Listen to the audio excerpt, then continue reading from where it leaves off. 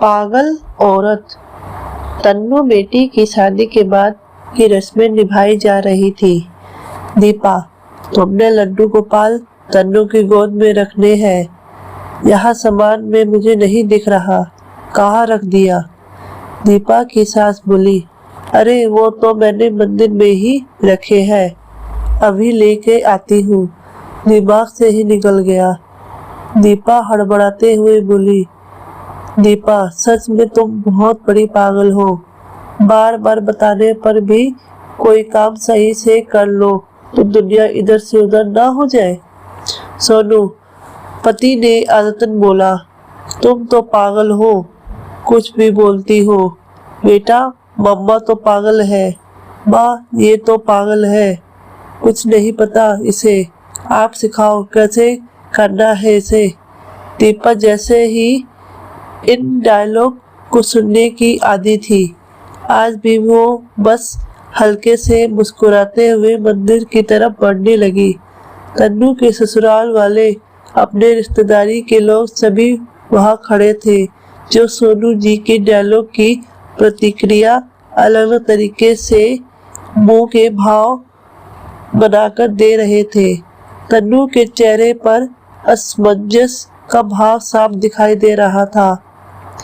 माँ को पिता का सबके सामने इस तरह संबोधित करना उसे पसंद नहीं आ रहा था, लेकिन एक दुल्हन होने का बंधन उसको कुछ न कहने की खौफ से भर रहा था। तभी दीपा सजे हुए लड्डू गोपाल सामने लाती हुई दिखी। तन्नू के विदाई के आंसू और पिता की कही बात के भाव मिलकर उसके सामने बहने लगे। विक्रम, सोनू जी का दामाद, तन्नू को बहुत देर से देख रहा था। अचानक बोला, माँ आप कितने सुंदर सजाए हैं, ऐसा लग रहा है जैसे हमारे घर जाकर यह हमारे घर को ही आपके घर की तरह वृंदावन बना देंगे। पापा, आपने तो थोड़ी सी बात पर इन्हें पागल कह दिया, लेकिन कमाल की बात यह है कि इन्होंने अपने घर को पागलखाना नहीं बनाया। आज तक मुझे तो सब ठीक ही लग रहे हैं। उसके यह कहते ही सभी हंसने लगे। अरे दामाद जी, आप कितने सटीक मजाक कर लेते हैं। कहते हुए सोनू जी विक्रम के कंधे पर हाथ रखते हैं। बस ऐसे ही अंदाज है मेरा, पापा जी की बात भी हो जाए और बुरा भी न लगे। हमारे पूरे घर को एक पैर पर खड़े होकर संभालने वाली छोटी छोटी बातों पर पागल कैसे हो सकती है। अगर वो घर नहीं संभाले तो शायद हम पागल हो जाएंगे। कहते हुए विक्रम हंस दिया।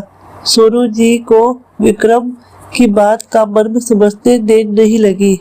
तन्नू को विक्रम की बातों में उसके खुशहाल जीवन की तस्वीर दिख रही थी।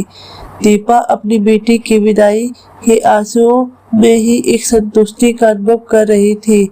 उसकी बेटी को ऐसा जीवन साथी मिला जो उसकी बेटी के मन के भावों को बिना कहे समझता भी है, और उसे पता है कि औरतों को प्यार से ही ज्यादा उसको सम्मान प्यारा होता है।